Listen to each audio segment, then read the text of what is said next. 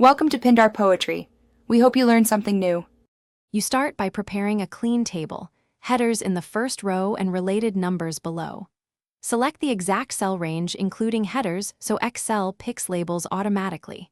Once done, check for blank cells or numbers stored as text and convert them. This prevents chart errors.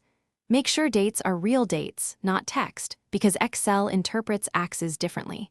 With the range highlighted, you're ready to pick a chart type from the Insert tab and proceed to Layout choices.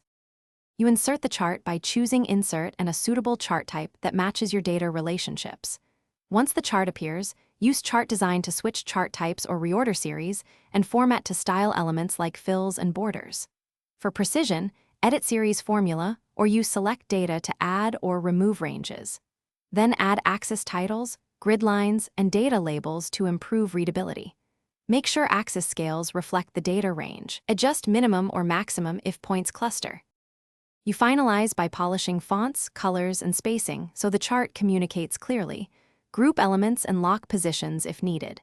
To share, copy as picture, export to PDF, or embed the chart in a slide or document. If numbers change, click Refresh or use dynamic named ranges.